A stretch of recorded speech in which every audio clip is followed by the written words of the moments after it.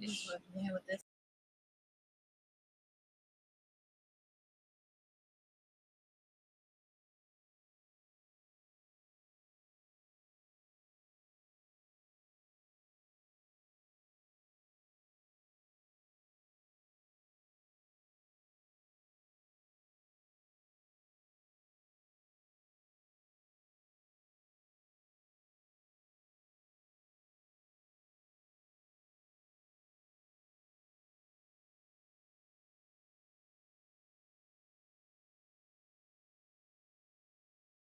Like he said tomorrow he was good, but we had 4 people from the original group drop out. Okay. Should be streaming now. What time tomorrow? My guess would be like 05. Oh, 05. That's usually about what time usual time is. Okay. 05 to 06.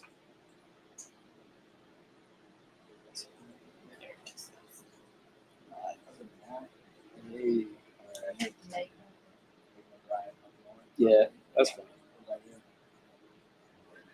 Yeah. I know. Oh yeah. You should do it, right? Yeah. How long is it saying?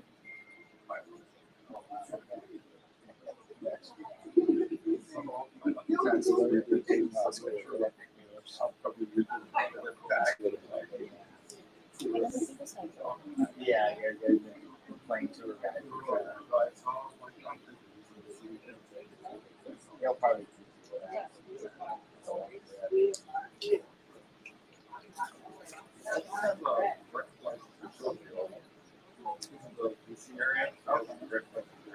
Oh, that's nice. Yeah. No, you cut one of those 5 times, make a big difference. Yeah.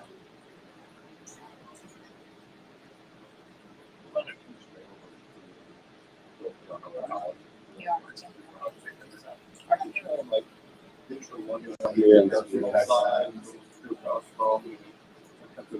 How much of a layover do you have?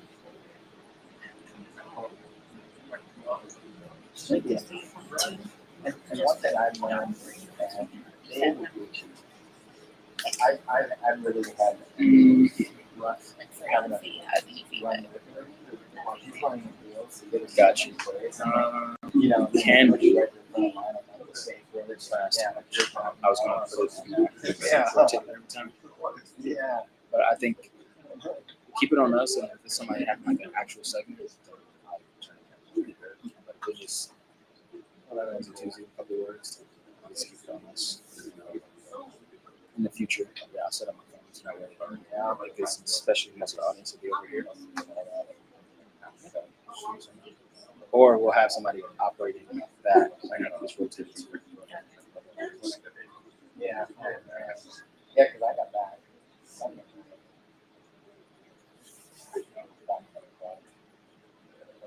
Yeah, there's only a couple of flights that were out at that time. No, they have an earlier one too, but it all depends on how you're.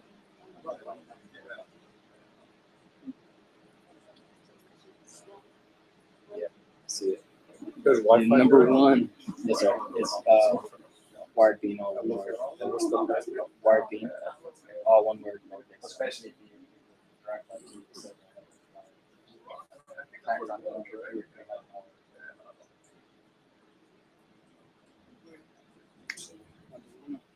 Number one.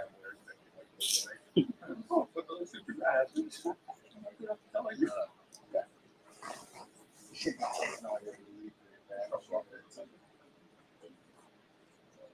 You guys plan on going anywhere? I mean, obviously, like, are you going to go spend a few days? It's like, no. You, You're logging there and I'm logging here. President's Day.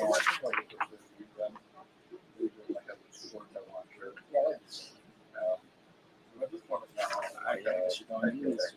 Yeah.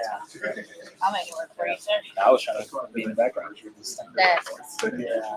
I know. I've been there once. We tried to go another time. All right, peeps. So we're gonna get started. Appreciate y'all being here. Thank you. This is our 4th episode of the Healing Voices podcast. this episode specifically is about failing forward. Called Fail Forward. So I'll just say hi to everybody who's watching or people who tune in later on. So what's going on, everybody? This is the 18 CEG SRT Small Resiliency Team. This is our resiliency podcast called Healing Voices. And today this episode is about failing forward. So I'm Sergeant Lennon. I almost said Tech Sergeant. I'm Sergeant Lennon, and with me, I'm sorry, Brinson. yeah, and we have some audience members here too. I might as well just sound off and say, because it's packed in here. So you might as well sound off and say, everybody who's here, we start over there. We have Miss Singh. Hello, Arlene too. We have Miss Arlene. Hello, Chris Murray. I'm Chris Black. Murray. Lionel Lanuza. Yeah, we got Commander over here. Jerome Protested. Yes. All right. So we have the whole family here. Help us talk about failing forward. And if you're tuning in with us, feel free on YouTube to type in the comments. That's our Brinson here, checking out the comments, and we'll bring up any questions or stories you have when we're talking about failing forward. And we're not just going to talk about failure. We want you. We're going to discuss like what failure looks like to us, what success looks like to us, and then how did you persevere through that. So let's look at. We made an outline to talk about some of the things. So failure is a very uncomfortable word, right? I know for me personally, I've tried to avoid that a lot in my life. But what failure looked like kind of has changed. That definition has changed for me as I've gotten older. So what does failure mean to you? Like Bible definition. No, to you. To me? What does it mean to you? I guess essentially is like when I set a goal or something that I'm set out to achieve and I don't, or at least if I don't achieve it the way that I envisioned it. Right. So whatever the task may be, not completing on time, or if it's as simple as, I don't know, just it didn't look like how I pictured it. Right. So it might be a win in somebody else's book, but I didn't do it the way I wanted to. Like, I think I failed something, failed myself. What you think, sir? What's failure to you? To me, I think it's a shot at this experiment called life that didn't quite work out. Right. How you intended it to.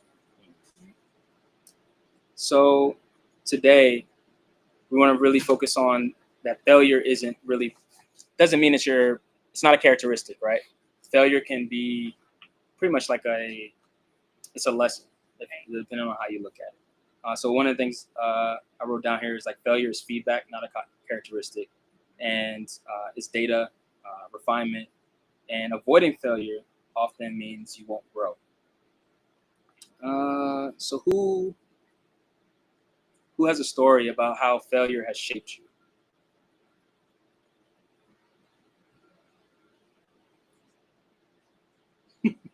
I guess I'll start off Yeah. because I think failure is very important to discuss because it allows us to be vulnerable, and I think embracing failure as a way to recalibrate your life or learn from those lessons is very important.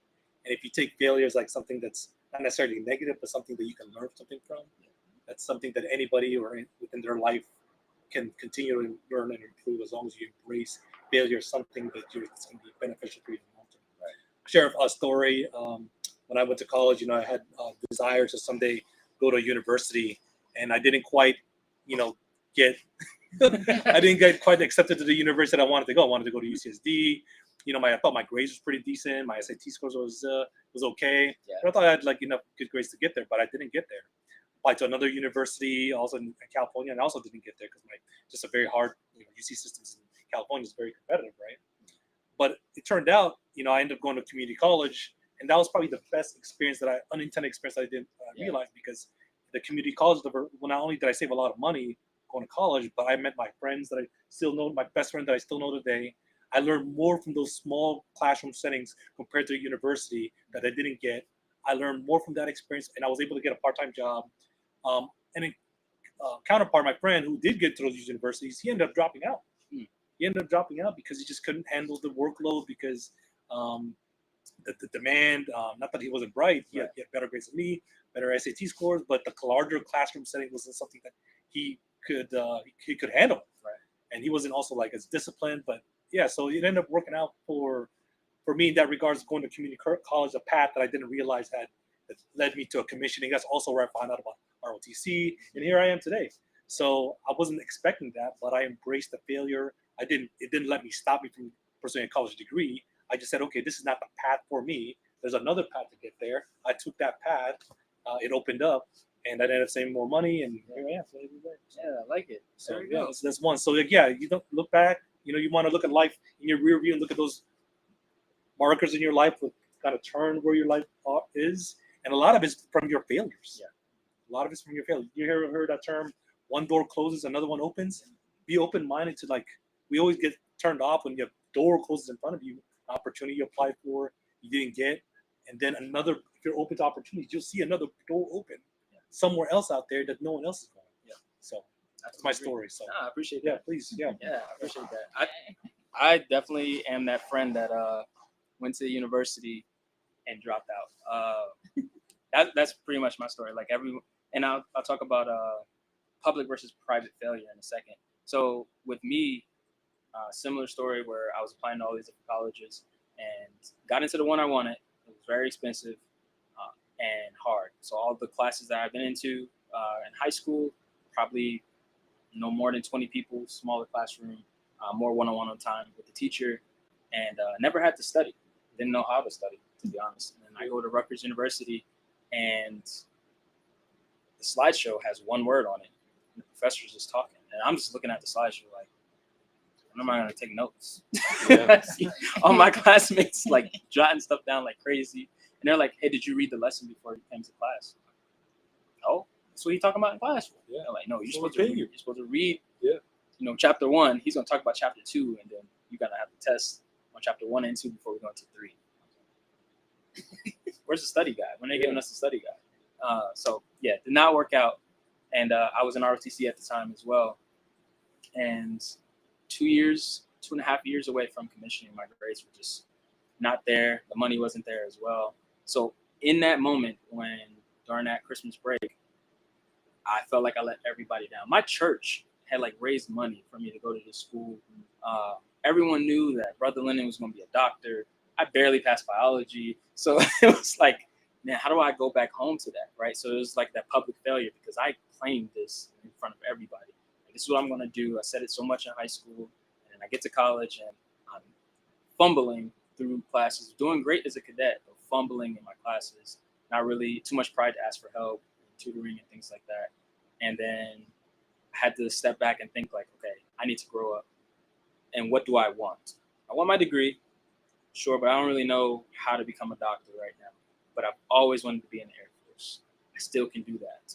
If I keep fumbling in ROTC, I'll be forced into enlist because I had already went to field training. But I didn't sign the contract. So if I keep fumbling this way, I'll lose my options.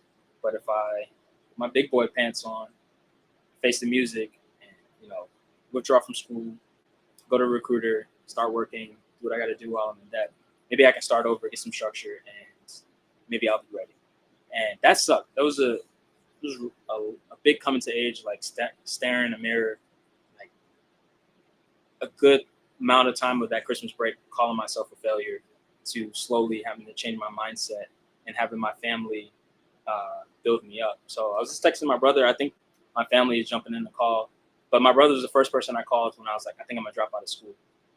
And he was, I think, at his first base. He was like, I think he had me on speaker or something like that. And he had a roommate. My brother was in the Navy. And he was like, hey, well, at least you tried it, man. Like, oh, well, yeah. But he was like, how many credits you got? It's like, oh, well, after semester, I have 60 credits. 60 credits? That's crazy. I got 3. And then his roommate was like, who got 60 credits? He was like, my brother. He's like, yo, that's awesome. That's like an associate's degree. And they built me up from that moment, built me up right there. And then my parents did the same thing. I thought they were just going to scold me, be mad at me. And my mom, same deal. She was like, oh, you got 60 credits. While you're in debt, you can become a substitute teacher, get your money up. And my dad was like, oh, cool. I go give the recruiter. We can go straight there right now. They were just very supportive. So that helped the public failure helped me, since I claimed it to so many people that I cared about. Those same people helped build me up when I missed the mark. And I think that was very important for my development, because now I feel like I was not ready to commission. I was not ready to have my degree, but to drop out of Rutgers with a 1.9 and then graduate 2 years ago with a summa cum laude is like really important to me, because I think if I didn't fail in those classes, I wouldn't have known how to study active duty, and we got to pay that back if we fail those classes. So I needed to fail. I didn't have the safety net. I needed to lose so that way I can see what I truly value to move forward. And that's when I realized that by claiming it out loud to the people I really care about, helped me realize that, okay, my village is actually, they really do got my back. They're not, nobody's waiting for me to fall off this pedestal and say, see, I told you so. They really want to see me do that. It's like a motivator. Yeah, absolutely. I guess it also ties into like what your values are. So you value your village's opinion. Yeah. So that like sets you up for like, okay, this setback doesn't it have to be a setback and set me up for something else. Absolutely. So that's a good way to read Yeah, I like that. Yep. I like I may know that. Yeah. I've seen something too. Is like you can make a mess of your message, or sorry, you can make a message out of your mess, and turn your bells into lessons. Is what I hear a lot, and that's why even though we're doing this resiliency podcast, it's all about vulnerability at the end of the day. So I appreciate you being vulnerable to us your story, and anybody that pitches in today, because at the end of the day, telling people what you're excited about and telling people your shortfalls or shortcomings, both things fall into vulnerability. So today, this is for anybody who's tuning in. We're talking about failing forward, what that really means. We kind of harped on failure at the very beginning, what our own definition of what failure could look like. But at the same time, kind of think in the back of your head, that means what does success look like to you as well. We shared a couple stories of what failure has looked like to us and some experiences we've been through. But if you have a story of sometime you feel like you failed, but then you came up on top out of it, or it led you in a different direction that you feel like you're better off of, please share it in the comments. Let us know. Tune in, tap in with us. So anybody else, as we go on to talk about this, go for it. Another thing with failure too, I think that we can all share is like failure is funny. Yeah. Failure is funny, and you can tell a life story about something that you'll carry on with your life. You know, Yeah, it's like a badge of honor, right? Badge of courage, badge of honor. Tell that funny story, share it with people. You'll make friends with it, and it's okay to do it. So failure is funny. I think it's funny you did say that, because some are our favorite comedians. Yeah, Just talk about when they screw up. Most Or Yeah. comedians, that's what their bits are. It's literally they start off talking about making fun of themselves. You can just laugh about it. So I'm gonna keep talking about different things we have on here, but if you, like I said, if you want to pitch in, Anybody Feel else have free. a funny story or failure? I'll jump in. It's not a funny story, but Yeah. it's a relatable yeah, story. I'm gonna turn the camera towards you. So first, let me say, when you ask that, give an example. Mine just went blank, right? Yeah. I was like, You. oh wait, I'm sure there's something that I failed at, right? And then a whole list of things just started coming in. I was like, oh, that is a long list of things. But I decided to pick one, right? Yeah. So, when I finished my degree, when I finished my doctorate in psychology, we all have to get licensed as psychologists, and that's a multi-component process. So I had gone to the whole process, and I was at the very end of it, which in the state that I was getting licensed in was an oral exam. Yeah. So you had to go in front of a bunch of psychologists, and they pose a bunch of questions to you, and you got to answer the questions. Man, I got so nervous during that time. Woo! Yeah, so I think I fumbled a couple of those answers. Yeah. And I was patiently waiting for that score, and I got the score, and it was like a quarter of a point off. And I was like, oh man, so close yet so far, right? So eventually I got licensed, clearly, because I'm here. Right. But what that kind of did for me was to make me more confident. I took that as a lesson that just because you're in front of a bunch of people, your mind doesn't have to go blank, right? There's ways that you can learn to deal with that anxiety. So now, if I stand in front of a couple hundred people, I'm all good. If I'm in front of a camera, I'm all good, right? But I took that from that experience, from being in front of those folks, having to go through that experience, failing by that much, and learn that I needed to do something in order to improve as a person, as a professional. I think the key word you said there was learn. Right? Yeah. So my dad always said something like, nothing beats a failure but a try, and you don't truly fail until you quit. So I think it's like the South Park Marines, like, hey, I ain't hear no buzzer, like I ain't hear no bell. You keep fighting until, and I think T'Challa said the same thing in Black Panther, like, hey, I didn't yield, like, I'm still here trying. Right. And I think that's really, really fun. I love that, right? Because you don't fail until you decide to stop. Right. When you stop, that's when you fail. Yeah. Otherwise, it's just a step along the process of achieving your goals. Do you have something you would say? Well, I think so. I was gonna bring it like tie it back into, or not back into it, tie it to like us in our military mindset. Like we learned that there's no room for error, Mhm. right? We are, I don't want to say harped on, but you get more points for perfection, Right. but that's not necessarily reality. You have to have room for error, and so that's where that fear of failure falls into. Like it comes into place. You have to like look at, okay, yes, I failed at this, but how am I growing from it? Like you have to. There's no room for error, but there should be room for growth. Right. I like that. So, Yeah. I shared for everyone who knows for tune in who knows like how the Air Force emphases kind of work. What I shared at work was a bullseye, and I put the mission in the middle, and then put about 9 lines on the outside, and then each one. So on the list side are, I believe, on the officer side too. It starts with a number, correct? Their FSC. Yeah. So Yes. the It's the left number, yes. so for us, I put like a 1.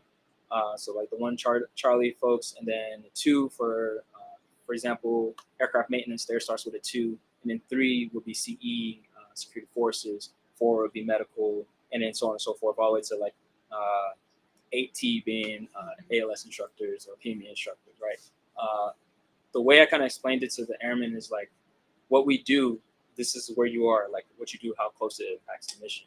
But that also is the room for mistakes, right? So our aircraft maintenance guys, they ain't got a lot of room for mistakes. They have to be on point when it comes to following the TO, and that's why they have TOs, right? For electricians, depending on what we're doing, we can make some mistakes, right? So high voltage is not a lot of mistakes we can make, or you're gonna make a mistake one time, and that's it, right? But when it comes to maybe you're exercising an idea because there's a little bit of a gray area, right?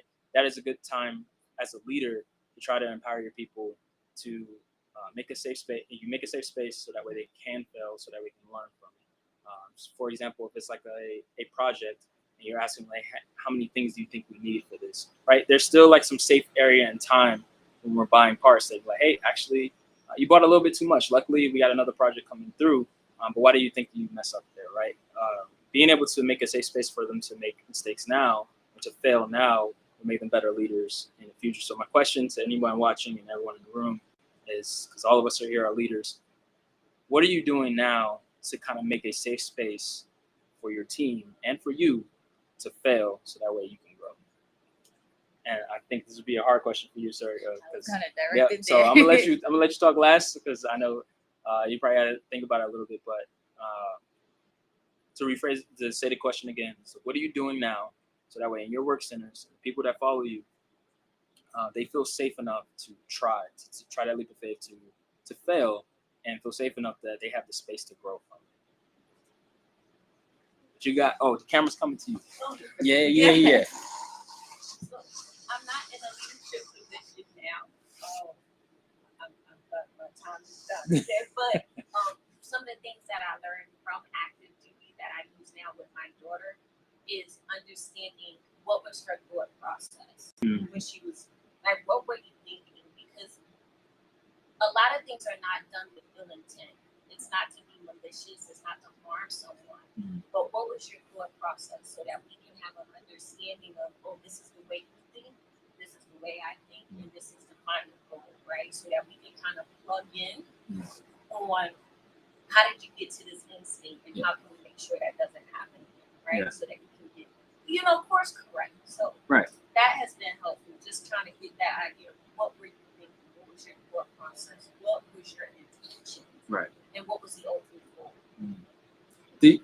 Did you have to intentionally reframe the way you asked the question? Because I feel like sometimes in active duty, if I ask somebody, what were you thinking? It's going to come out a lot different than how I ask a child. So I had to realize I can't talk to her the same way that I would talk to, my Marines, right? Like she's 11, but there's totally different conversations. But it was just more so coming off in a softer tone, like, hey, baby girl, I see you were trying to do this. What was the end goal for this? What were you thinking? What was the intentions? behind it, and she'll tell you, like, Yeah. hey, I don't know. I really wasn't thinking. Well, thank you for being honest. Yep. I appreciate We can work with that. Yeah. it. Yeah. Next time, let's add a little thought to that. All Yeah, right? yeah. It'll be good. I appreciate you sharing that. No, that's definitely good. I believe that too. You got anybody else? Anything? Perspective? Cool. Hey, you don't have to talk. It's all good. Just y'all being here is making it my day. What'd you say? It definitely makes time. Like, and then she shared her parents' story because I have to exercise patience. Like, with I'm a boy mom, so it's a different life. And I have to exercise patience, and sometimes obviously I explain to my boys like, okay, I make mistakes too, but let me know your logic. Like, why did you think that worked? I feel like I posed that question to my oldest, like, what made you think that this would be a good way to do this? Yeah. And it's like interesting to hear his explanation. Like, in my mind, I'm like, but we all have to start somewhere. If you don't know better, you can't do better. But that was just I harp on that.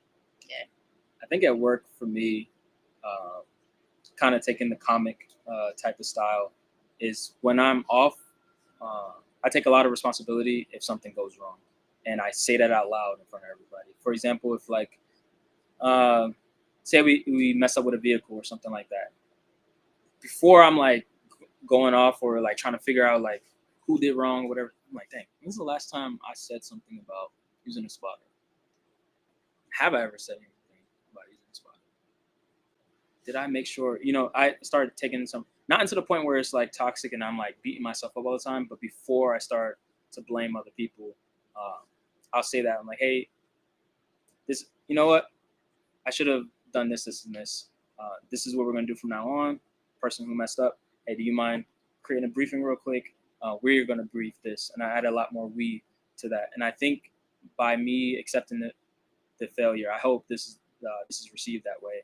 By me accepting the failure with my team versus just accusing somebody, that helps breed an environment where it's like, okay, cool. Well, even if I did fall short somewhere, Sergeant Lennon will not disown me, not hate me, or anything like that. So in the 5 Voices class, we learned something about calling somebody up versus calling them out. And the best way I can explain that is reminding someone their value to the team, right? So if, for example, Stacy was in charge of, I don't know, the Flyers or something, and the Flyers got crazy font, the colors don't match, she got the wrong title for the person that's supposed to come there, but that's her goal, and that's why she's on the team, and that's why we vibe for her. Instead of being like, who made this? Like, yo, what's wrong with you? And coming off in a way where it might get fixed, but now she's only going to operate on the team so she doesn't get yelled at again, not because she feels valued. Versus if I say, Stacy, like, we really need you to do this and this properly because we're highlighting these people, reminding her the goal, what winning looks like for the team, and reminding her of why she's on a team. And like, hey, this isn't typically your behavior. Like, you're on a team because you know what you're doing, and this is what we really need from you. All right, is it too much on your plate? Like, what was going on? Because I've learned that if you ask someone what's going on versus why, they're more defensive with the why versus if you ask what's going on, you get to hear their side of the story. Kind of like what you're talking about with your daughter by asking, like, hey, what was your mindset? Like, what was going on right now? Those things can help breed a place where people can feel comfortable to try new things, explore, and feel heard, valued, and appreciated. And they might try something and they might fail, but at least they'll feel safe enough to grow from it. Yeah.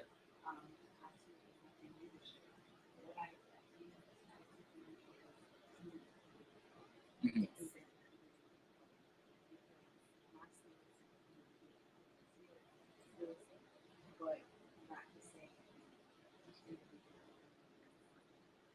Yeah.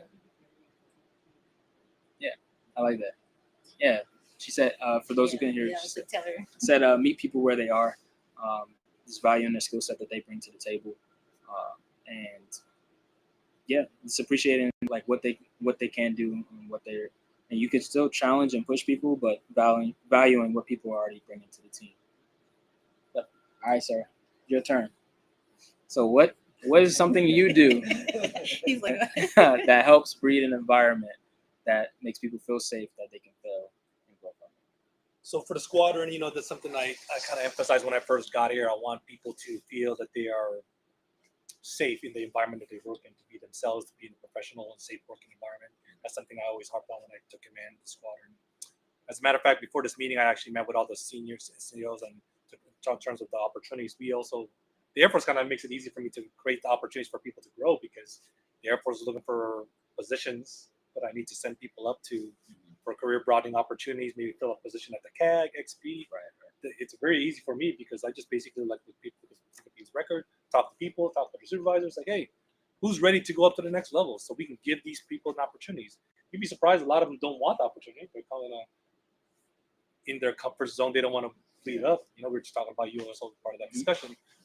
But this is as a leader for me in a position, like, gives me an opportunity to, like, hey, let's consider X, Y, and Z. This person, Sergeant Lennon, Sergeant Savage, Sergeant Risby. These are the people that have been comfortable in their spots. Let's give them an opportunity to grow. Yeah. So as a commander, it's easy because those opportunities just present themselves, and I just have to match where opportunities and where people are ready to grow, so they can, and hopefully between that, find mutually beneficial way where the Air Force as an industry or corporation enterprise can benefit with somebody that's seeking those opportunities to fleet up, if you will. So it's easy for me. So, Appreciate you sharing that, sir. Thank you. So did that answer your question? We have a comment. It says, as a leader, the way I create an environment for my troops is by checking in on my troops weekly, how they are doing physically, mentally. I create a group chat with them where we can communicate. Anytime for them to voice their concerns or help them reach the goals that they are trying to attain. I fostered the humility to tell them my story, how I failed multiple times, and how when it comes to any task or situation we are in, it's okay to not have all the answers as long as you are honest and transparent. Mm-hmm. So that was from, I do not want to mispronounce anyone's name, but at David Centio 231. But thank you for your comment. Yeah, thank you. Another one I want to share is, like, I think everybody does this naturally with your chat groups, and just personally within your friends. Yeah. Me and my friends, we go to group chats together. We just kind of catch up, and we always talk smack about things that we did that's funny. Yeah. And a lot of it's related along the way. Yeah. And for us to just share that, be vulnerable with each other, and then share from that experience, this allows us to connect, but also just share an experience with each other and just be present in the moment. So For sure. we all naturally do that with the people that we share these experiences with, right? Yep. These are open opportunities you can do within yourselves with your friends. Yeah, I agree. We definitely, in one of my friend groups from basic training, one of my buddies, Turk, whenever he would say it's going to be a great Air Force day, that boy would get in trouble. I don't know what it was. Whenever he said we're going to have a great Air Force day, he would get in trouble that day. Every single time. So that's kind of like our one joke that we always say, like, if I messed up or something like that, I was texting the chat, man, I had a great Air Force day today. And they were like, oh boy, what you do? That's like our thing. And then from that, I've learned you can also avoid failure, or at least grow from it, by someone telling you about when they failed, right? So by Turk always getting in trouble in basic for talking and formation or whatever the case was, I'm like, oh shoot, I'm not going to do what he's doing. I'm not going to do what he's doing. But noted. That's one thing too when it comes to being able to share your story with everybody, because you might prevent somebody from walking down that wrong path. Now some people are hard-headed and they're gonna have to learn the hard way. That's just natural. I feel like my daughter's like that, but it's cool. She gets it from me. You could tell her, don't do this, don't do this, don't do this. You're gonna fall. You're gonna hurt this. What about don't touch that bug? It's gonna hurt you. And then and then she's like, hey, the caterpillar hurt me. All right. Now we're going to the doctor. But hey, she learned now. Hey, some people need that. I got a question. What do you guys think about in the Air Force? Is there it creates a lot of pressure to just pass or to succeed versus fail? What do you guys think? Yes. What is the culture in the Air Force? I think, I'll let you jump in, but I think just in our core value of excellence in all we do, someone understood that means perfection. And a lot of us, like, join the military, type A personality. You want to do the best you can in the first place. But from my experience, especially excellence in all you do and all we do, my dad's been, he's been in the military as well. A lot of my family members. It's always like, do it right the first time. You got to do it again. So then you want to be perfect the first time. Don't want to try unless you know you can do it perfectly. What do you see? Because I guess it goes back to, like I said, with our military culture. Yes, Air Force. Like sometimes they want you to check the box, but like, how effectively are you checking the box? So it can be pressure on. Okay, yes, I can get this done, but if I'm gonna get it done, why not do it the best of my ability? Like Yeah. first trial. Okay, if I do this wrong the first time, or I'm gonna have to do it again, so let me do it right the first time. So yes, it could be a lot of pressure with that, and it's like, again, I don't want to. This was the goal. I see myself. I have a picture, a vision of what right looks like, and this is not gonna meet that. So could be from prior to the military, or just True. I think progressing in the military, I learned like, okay, sometimes stuff has to burn. Right. Like you can just let it burn. Do control what's within your control. Yeah, locus of control. Yes, locus control. Yeah. That's kind of how I see like the excellence always is do the best you can. But Yes. Yeah. maybe the Air Force needs to rebrand what they mean by excellence in all the details. People think that it's got to be perfect. Mhm. Then they're going to be striving. But if they're not ready, then you can't be perfect. Right.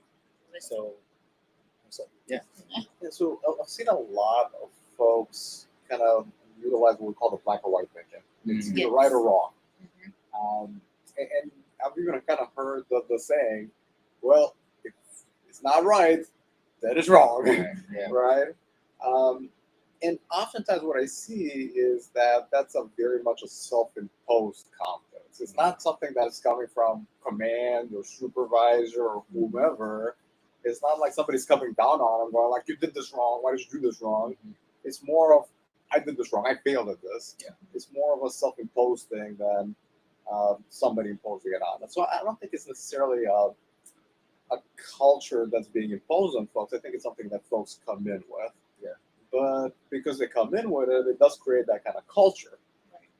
So I feel like part of what we need to do is to work on changing that culture, work on relaxing that belief that failing, in quotation marks here, that failing is the end step. It's like, if I fail, well, I guess it's done and over with, and needing to work towards kind of what we were talking about failure just being a step along the way to success. Right.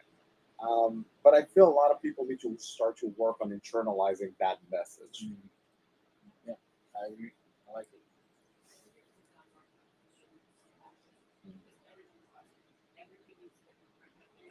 Emergency. Right.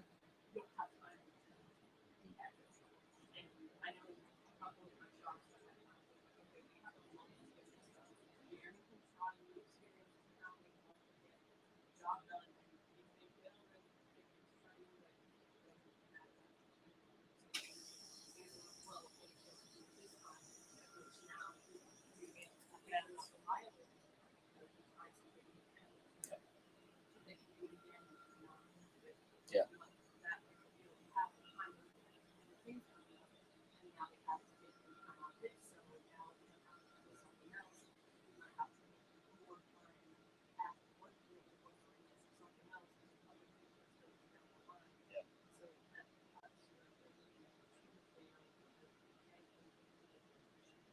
is that a failure in leadership though? If they're giving you like a month, I mean, you're that adage saying like you wait till the last minute, it only take a minute. You're gonna get a product that's gonna be a minute. I need you to preach this answer. It's due tomorrow. Due tomorrow. Yes. Yeah.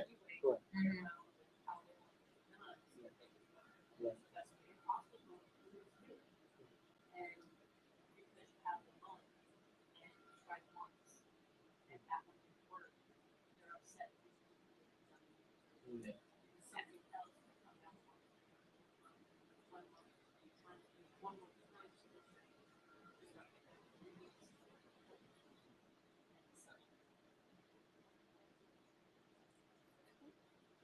Okay.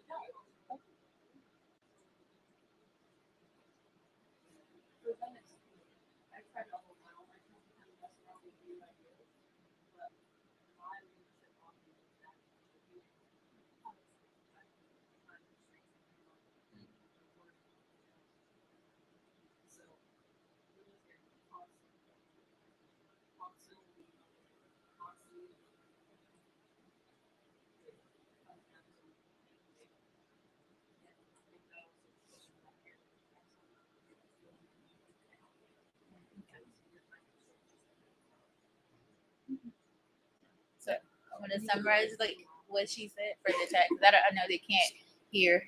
So, and jump in if I miss anything, Yes. but pretty much what was said is time constraints have a big impact on excellence in all we do, or trying to be the perfectionism type mindset that we have when it comes to failure. And when it comes in the military, everything is an emergency, at least active duty wise. Everything is important. Everything's last minute. Yep, and it's last minute. So, and the example that was given is like, say you get a month to do a project on top of everything else you're doing. You get a month to accomplish this. That is a good opportunity to give your team some opening opportunities to try to figure out different ways to solve the issue. But also, if it takes too long, then that might look like a failure to other people who need a result, who needs a product, and it's perpetuating other issues, and it's snowball effect with like manning, or maybe you got deployments, you got personal issues going on, and then it looks like a failure, and that ties into reflection at the end of it, right?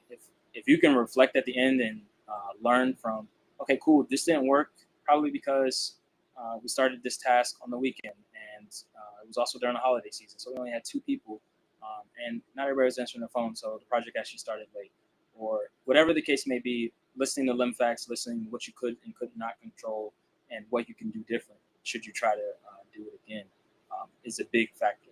And I also am hearing like we all want to be trustworthy, we want to be reliable, and I think that's credibility is huge when it comes to one being a leader and one being in the military. And just as a human being, we want to be credible. We want people to trust us, and we need that from each other. We have to trust each other. I think about that every time I go to CADM. I'm like, dang, some of these people. All right, I hope they ain't next to me. Exactly. But this credibility, I give it up to all my friends who are cops. I'm like, man, y'all literally arm up with some of the people y'all probably have to trust to a certain level, but maybe you just had an argument with, the other week ago. So I think being trustworthy when it comes to the job, especially all our different jobs in CE, is very important, because like what I talked about earlier with the bullseye, there's only so many mistakes we can make before we're harming the mission very badly, which includes lives, not just equipment, but somebody's life can be lost when it comes to that. So failure, we need that proper space to fail, so that way when it's a bigger issue, we're on point when it comes to it. So if we can have smaller or lower threat situations where we can fail and grow from it, then when it's a bigger situation, that's when we don't have to worry about it. We can trust our team. We're good to go. I think that's why these exercises are important, that afterwards we're doing these after actions, and then we're literally like, all right, cool, that didn't work. What are we going to do about it? Instead of just keep listing what didn't work. And I think that is going to help our team feel a lot more confident, and also our airmen can fail, and our NCOs, and everyone can fail and figure out what was wrong, press forward, learn from it, grow, and we'll be good to go. There's also this thing about like what you're saying, we also set up people for failure if we don't give them the time it takes to do a task. Yeah. As leaders, we need to do a better job of setting up people for success versus setting up for failure if we don't give them enough time to do the task. You made a comment about after action. I think I would saw that when I was making notes about with your after action, you're pulling out the facts. So eliminating the drama, the messiness around your failure, and pulling out, okay, but what actually happened? Using that to create your military terms, SOP, my step by step of how I can do this better, because I've learned from this. This is what I learned from it. Let me take this and put it into action. So that's something.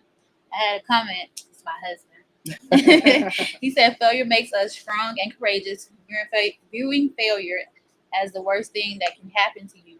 Take it as a lesson in your personal growth. Failures test your mindset, determination, and character. So, I like it. okay. My husband coming in. Yeah, I like it. Okay, like degrees. So another thing we had on the notes is about being afraid to fail.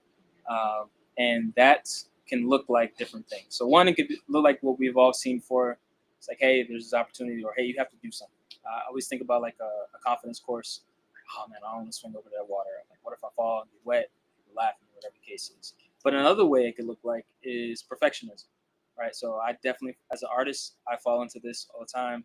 I'll have like music on my laptop or an art project that I've started but didn't finish because I want it to be perfect. I need the perfect amount of time. I need to listen to it this many things, and I'm finding all these little reasons of not putting my work out. Procrastination is another thing that you've seen. People are afraid to fail, so they just hold off. And then people pleasing as well is another thing you'll see. People will become people pleasers because they're afraid to fail and avoid what they need to be doing to try something new and step out of their comfort zone. We mentioned locus of control earlier. Dr. P, do you want to talk about locus of control? Do I? Yeah, Sure. Yeah, I'm sure I yeah, do. Why not? yeah. Why not? So external and internal locus control, right? So internal locus control, what can I actually do? External locus of control, what are my resources, what's out there that can impact what I'm doing? So based on that, we can select what we're doing, right? If you have a project that you want to get done, and you have the resources, the external resources, then you can have that internal locus of control that sometimes blocks you. You can have what you talked about, the perfectionism, right? Paralysis by analysis is what we say, right? You start to overanalyze things and you don't end up doing anything. Or sometimes, it can be that you feel like you're able to do something, but then you find out that the situation is not right. You don't have the things under control as you thought that you had them under control, right? So depending on the situation, it can be internal, whether I have the ability to do it, or external, whether it's the situation is putting me in a position where I can get it done.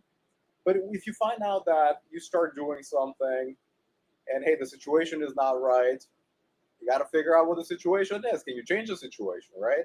If you have control over the situation, change the situation. If you don't have control over the situation, change the way you're thinking about it. In fact, this is a basic concept in cognitive behavioral therapy is if you have a thought process that's not realistic, you change your thought process, internal locus of control. If you notice that your thought process is correct, you notice that your way of thinking is right, then you need to change your behavior. You need to do something differently, right? That's the external. What can you influence outside of yourself? So those are the things that I would encourage people to consider. Are you thinking realistically? If you are, is there something that you can change in the environment? And if you're not thinking realistically, how do you get yourself to start to think more realistically? How do you give yourself the credit for what you deserve to have? Thanks. Appreciate that. Yeah. The reason why I put that in the notes is because on the military side, one thing that I see a lot when it comes to locus of control and people feel like they failed is when promotion results come out. And the way we do it, I'm not sure how it's done in other branches, but the way we do it in the Air Force, from what I've seen, is it's kind of like a mass announcement, or the commander will come to your place of work and kind of announce it. Most times, it's not just one person that's up for promotion. So I'll give a quick story about what this looked like for me. So first time going up I think it was my second time going up for tech. Line of sight is a thing that happens with leaders. My boss is walking by. He's got the results. He got the text saying like, hey, you can tell them who made tech. And he's like, Sergeant Lennon, can I use your office real quick? I was like, yeah, sure. He's like, yeah, we got to call one of our members. They're on parental leave. And I was like, oh, did they make it? He's like, yeah. Like, okay, cool. That's awesome. Gets everybody into my office and calls the member. And he's like, thank you. Hey, did anybody else make it? And he was like, yep. And they're in the room right now. So I'm like, oh, shoot. He picked my office. Like, I made tech. This is crazy. And he was like, yeah, everyone give it up for it. And he like said somebody else's name. And I was like, oh, maybe you mean one more person. Like maybe 3 people made it, And then everyone starts leaving my office. And he was like, hey, thanks for letting me use your office, sir. So yeah, you close the door. Yeah, I was like, oh man, what happened? I don't get it. And then, so I give him that feedback, and he was super sorry about it. And he was like, it was just a line of sight thing. He was so excited he got the message, and he was like, he had to grab somebody's office. And but when the results came out and I saw my score, I missed it by 6.5. I wasn't too disappointed. I was like, wow, okay, missed it by 6.5 points. I studied, but how much did I study? All right, cool. I didn't really work for any type of force distribution. What can I do this time to kind of stand out? You know, I started thinking about like, what can I do instead of like blaming the world around me, because that wasn't going to get me anywhere. Even though I was like upset in that moment because of the way I found out I didn't make it. And then that helped translate for when one of my friends didn't make staff sergeant. And, you know, we sat in the car and he was just not crying, but just like upset with the system, upset with, you know, everything in the world. And I let him vent. And if you were at the last podcast, I talked about vegetables and desserts, right? When your friends come to you, sometimes they need to hear the truth, right? Give them vegetables. You're going to be better at the end of this conversation. And sometimes they just need to vent. They want desserts. Like, yep, you're right. You're the best driver in the world, and nobody in Okinawa knows how to drive. Sometimes our friends and family need that, right? And in that moment, I let him have his desserts because he's got the results in front of everybody. Technically, you know, that's how it is. Like all your friends are getting called, and he didn't get called. So we sat in my car and let him be upset. And once he was done, I was like, so what you gonna do now, bro? And I think by letting him vent and then empowering him to serve his own vegetables, he was like, well, honestly, I need to stop gaming so much. And if I do game, then I need to study as much as I've been gaming. Maybe I'll do some harder jobs because on the test, man, they were asking some stuff that I haven't touched in a long time. Okay, cool. So he already started making a plan on how he can succeed the next time. So I think that's another way that we can go about looking at failure, right? You take a step back and think about what can you do next? What can I do next time? And I think reflection has been something we've been saying a lot this whole time. I think the Air Force, there's to your story, we created an environment where we promote promotion, you know, as opposed to like growth. Right. And we should promote growth, not so much like, hey, be nice. Promotion is just the cherry on top, right? The reward. But at the end of the day, in the time and grade and stuff like that in your job, grow in the job that you're in, the rank that you're in, and then the promotion will follow. But I think the Air Force has it backwards. We want to promote people, yes, but yeah, we should also grow in the position. I think it's a culture thing too. It's a culture, yeah. Because we see somebody who's been in for a certain amount of time, and you're like, oh, you that rank? Yeah. Like, you get in trouble? Versus like, dang, you're amazing at your job. You're amazing with people. You're doing it, and they have so many stories. Those people have so many stories, right? And I thought about that too when it came to commissioning. Now I think I'm definitely ready. But when I look at George back in college, absolutely not. In the full LT, it worked out that I did not commission when I did. And I think I agree. I think focusing more on the growth and the skill set of the people, celebrating that as well. Because promotion's cool. It's definitely an awesome thing. But we've also seen people that got promoted too fast and they're not ready for the position. Some of those leaders are probably not the best in the Air Force, in the office corps or like so, or they're just not ready. So those are people that may stumble on a set of failure. They're not in the time and grade or experience that you gain from it. Yeah, definitely. That's what a mentorship comes in. I have another comment. Yeah. I think this one is kind of related when we were talking about the type of leaders in the space that we create. So Aisha says that as an airman, I think she's in as leader as well, I combine my personality with professionalism. The more personable and honest we are, the more inclusive and safer all others become. Accountability, honesty, and respect amongst one another, basically they're valuably interchangeable. Yeah. Yeah, I'll take a genuine leader all day. Yes. You can lead us the wrong path, but at least you were being genuine. All right, cool. We can work with that. That's a trust lesson too. Yes. Someone breaks your trust on the integrity side, it's a lot harder to forgive them. When someone breaks your trust on the competency side, I'm like, all right, well, we can learn from this and we can shape that. We can work on that. But if they intentionally like tried to break your trust, then yeah, it's hard to come back. So yeah, I agree with that. in the special forces community, they value trust more than your proficiency. Very much so. Yeah, I'll take that. So, family, we are winding down on our time. So, I appreciate y'all tuning in for the 18CG SRT episode 4 Healing Voices podcast. This episode was called Fail Forward. And I hope you learned and you took something from this. I definitely learned a lot and heard different perspectives from different people, different backgrounds, not just active duty. And it's pretty cool. We're going to keep this podcast going. The next one is going to be in February, and that one will be a special one. So in February, we'll do, if you've heard of storytellers, we'll do a storytellers version of the podcast. We'll have 5 people from the 18CUG telling 5 stories, real stories from real people in real time. Is telling their story of resilience, about something they went through, how they persevered, or if they're still going through it. These are going to be people from our unit talking to you, telling their heart what's going on. But your homework that I'm not going to check for this podcast episode is you got 30 days, or at least to the next episode, to try something different. Step out of your comfort zone and fail forward. And we want to hear about it. You can put a comment under this video or on our next video, but we want to hear about it. Yeah, we want to hear about how you try something different in the next 30 days. Got anything?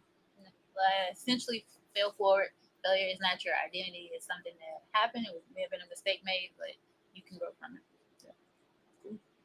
All right. Thanks for being here. All right. Okay.